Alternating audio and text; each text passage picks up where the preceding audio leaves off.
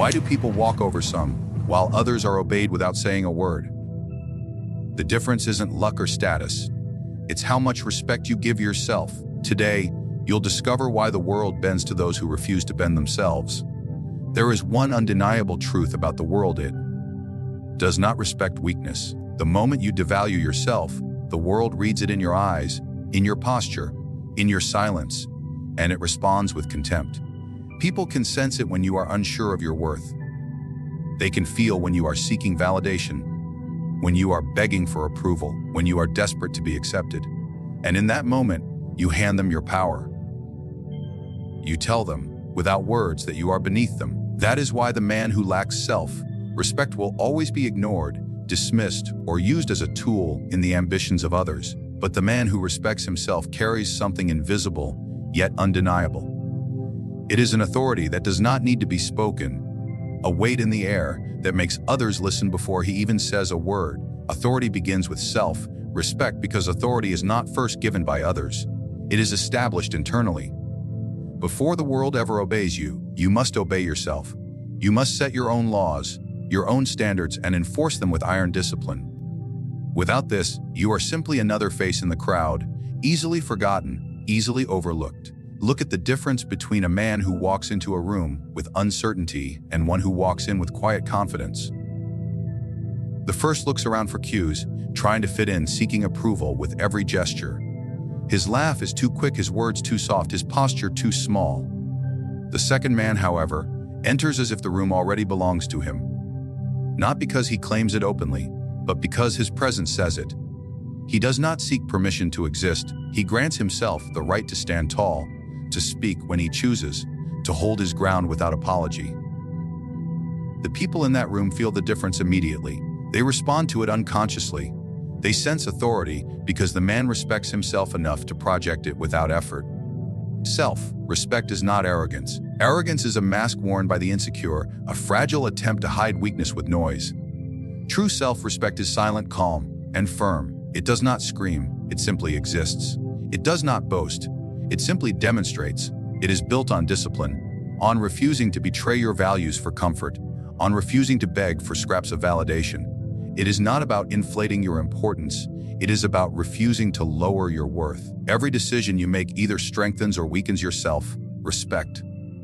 When you say yes to things you despise, when you allow people to cross lines without consequence, when you remain silent in the face of insult, you chip away at your authority. You may think you are keeping peace, but in reality, you are teaching the world that your boundaries are illusions, that your respect for yourself is negotiable. And once the world learns this lesson, you cannot complain about the treatment you receive.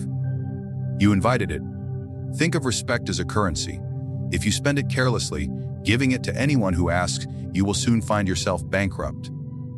But if you reserve it, if you spend it wisely, if you demand value in return, your currency multiplies. Others begin to crave it because it is rare. They begin to treat you differently because they know it cannot be cheaply won. That is what self-respect does. It increases your value in the eyes of others because it first increased your value in your own eyes. There is also a deeper element to this truth. Self-respect creates consistency, and consistency creates authority. A man who respects himself does not sway with every opinion, does not bend to every wind of criticism, does not crumble when challenged. He is stable, and stability is rare. Most people are erratic, desperate to please everyone, constantly changing masks to survive.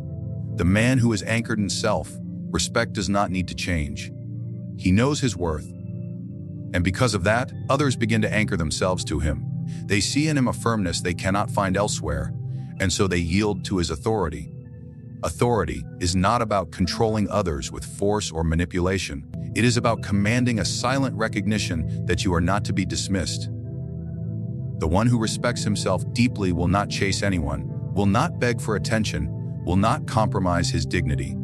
And it is precisely this refusal to bow that makes others bow to him. They see strength where most display weakness. They see certainty where most show hesitation. They see discipline where most collapse into indulgence. And human nature, instinctively, is drawn to follow strength. Self-respect is therefore not a luxury.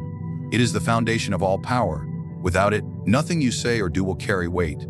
You may speak with passion, but your words will fall flat. You may demand recognition, but it will not come. You may dream of authority, but it will forever escape you. The world only mirrors what you already decided about yourself. If you see yourself as small, the world will shrink you further. If you see yourself as worthy of authority, the world will eventually obey. Every interaction you have with another person is a negotiation of power, whether you realize it or not. People will always test where the line is drawn. They want to know how much they can take, how far they can push, how much they can get away with before you push back. It is human nature to probe for weakness, and those without boundaries are always the first to be consumed.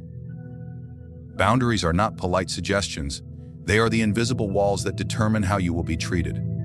Without them, you are not respected. You are used. A man without boundaries is like a fortress without walls. It may look sturdy from a distance, but when the enemy approaches, it collapses with no resistance. People sense when you have no defenses. They know when you are unwilling to enforce your own rules. They exploit it, and they will never stop exploiting it, because weakness is an open invitation to domination. This is why boundaries are not optional. They are the foundation of obedience. Imagine someone constantly testing you with small acts of disrespect. They interrupt you, they mock you in subtle ways, they disregard your time, they impose their will on you. At first, you might laugh it off, thinking it is harmless. But what you do not see is that each act, each small trespass, is a signal. It is a way of asking, will you let this pass? If you do, you are not keeping the peace. You are declaring yourself powerless. You are telling the world that your comfort, your dignity, and your respect can be bargained away. And once that line is crossed without consequence, the world will not retreat. It will advance. Boundaries must be enforced with clarity and decisiveness. When someone disrespects you, even in the smallest way, your response must make it clear that the line is not to be crossed. This does not mean you need to shout, beg, or justify yourself. It means your actions, your withdrawal, your refusal, your silence, or your confrontation must remind others that there are costs to testing you. People do not respect kindness when it is weak. They respect strength when it is undeniable. Consider how animals in nature establish dominance. The strongest do not constantly fight. They simply draw the line once, and others remember it. In the same way, your boundaries do not need to be defended every second of the day. They only need to be defended when they are challenged. The firmness of your response in those critical moments will decide whether others see you as someone to obey or someone to exploit. Boundaries also define your value. If you give unlimited access to your time, your energy, your attention, then those things become worthless in the eyes of others. People value what is rare and what must be earned. The more easily you give yourself away, the less you are respected. But when you guard your time carefully, when you refuse to tolerate disrespect, when you walk away from situations that violate your standards, people begin to see your worth. They begin to realize that your respect is not cheap, and the scarcity of it commands obedience. The tragedy is that most people fear enforcing boundaries because they do not want to lose others. They tolerate disrespect because they are afraid of rejection, afraid of being disliked, afraid of being alone. But this fear is exactly what enslaves them. The man who cannot walk away will always be controlled. The man who cannot say no will always be used. The world quickly discovers who is desperate to hold on, and it punishes him by stripping him of all respect. Enforcing boundaries requires courage, but it also requires indifference. You must be willing to lose people who cannot honor your standards. You must be ready to accept solitude rather than surround yourself with those who exploit you. This indifference is a weapon, because nothing weakens you more than needing the approval of those who disrespect you. The moment you show that you can walk away without hesitation, you reverse the power dynamic entirely. People begin to obey not because you demand it, but because they know disobedience has consequences. It is not enough to declare your boundaries. You must live them. You cannot say you demand respect and then tolerate constant disrespect. You cannot speak of your standards while compromising them whenever it becomes inconvenient. Boundaries are not words, they are actions. The world does not believe what you say, it believes what you do. If your actions prove that you will not be violated, people will adjust their behavior. If your actions show that you will tolerate abuse, then abuse becomes the rule.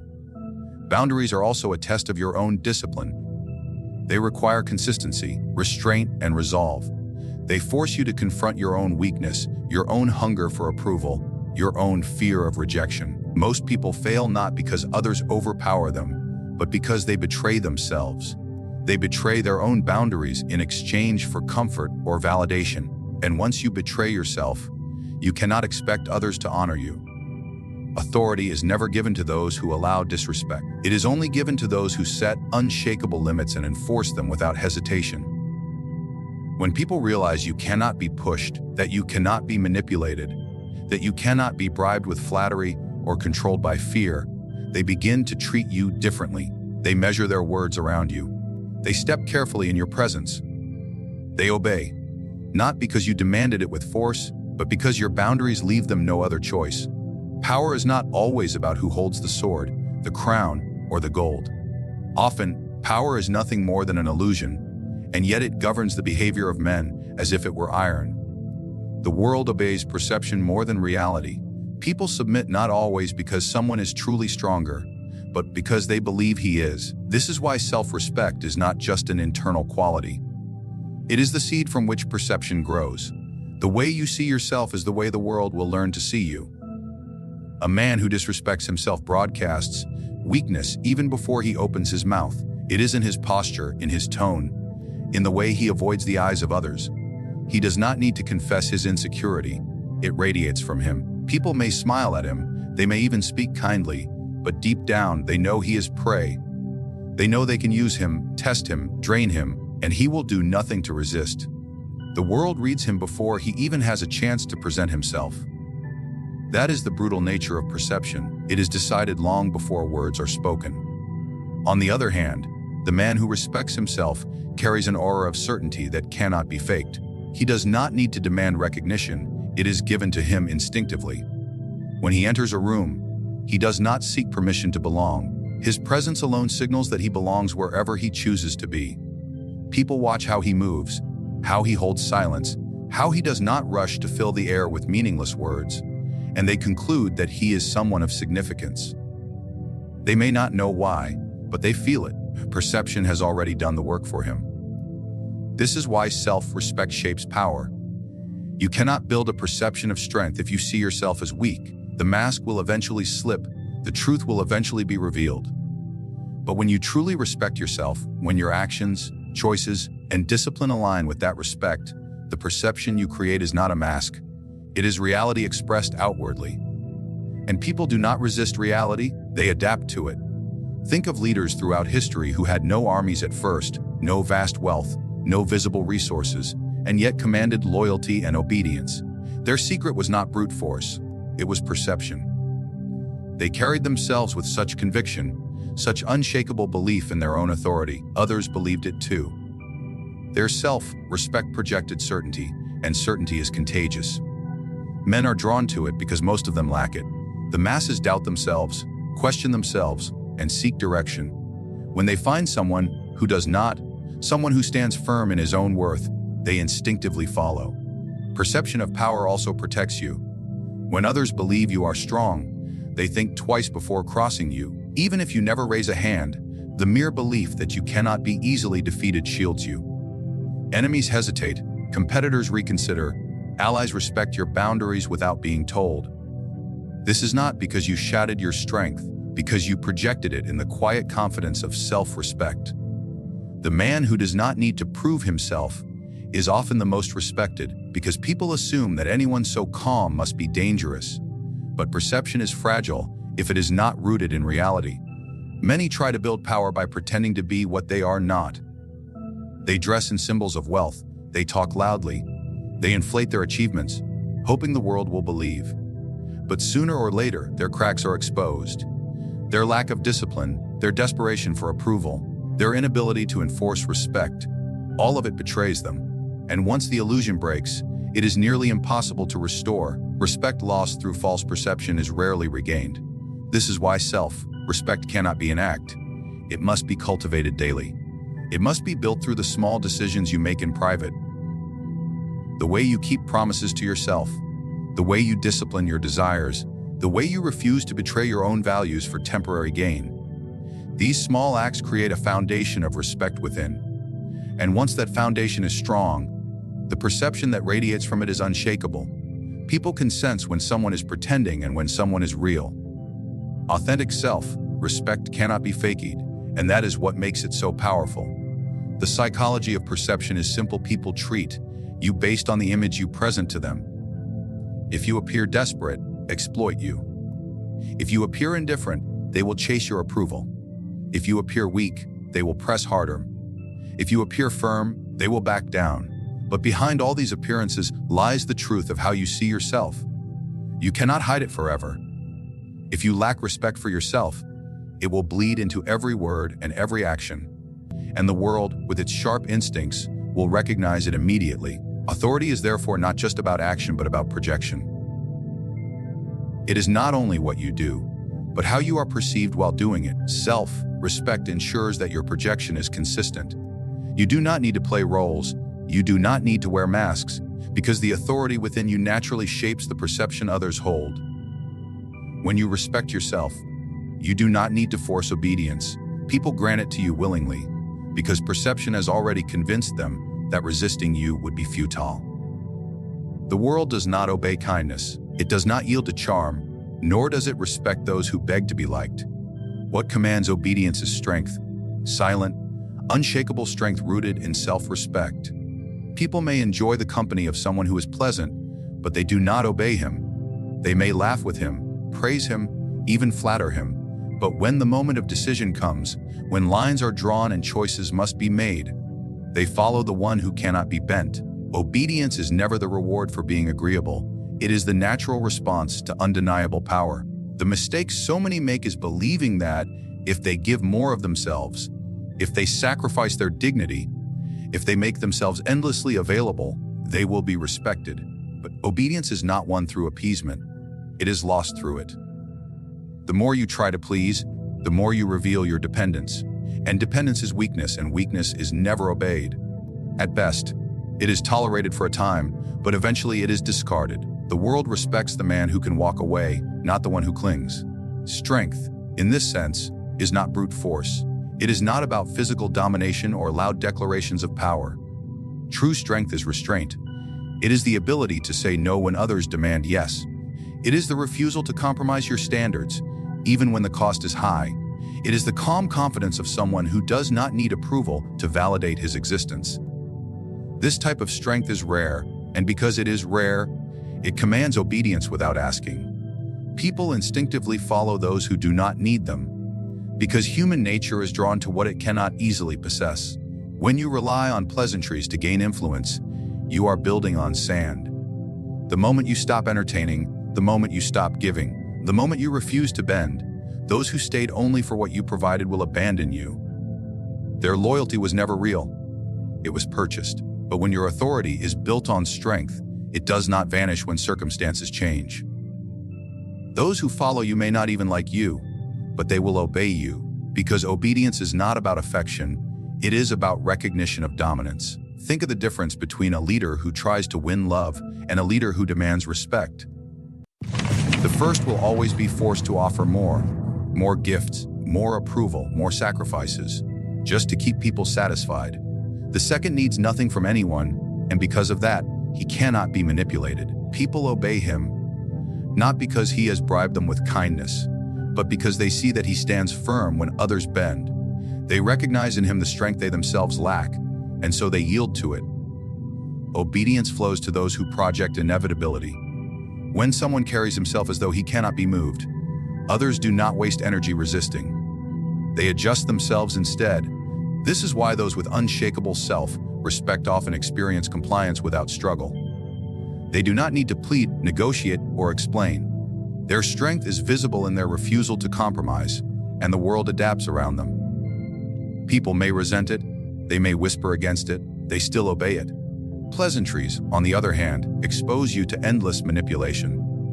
The more you seek to be liked, the more you become a puppet for the expectations of others. You bend to one person's demand, only to bend again to another's. Soon, you no longer stand for anything. You are simply a reflection of what others want from you. And no one obeys a reflection. They enjoy it, they use it, they do not yield to it. Yielding only happens when they believe resistance is useless. Strength also comes from the willingness to enforce consequences. Without consequences, your strength is just theory.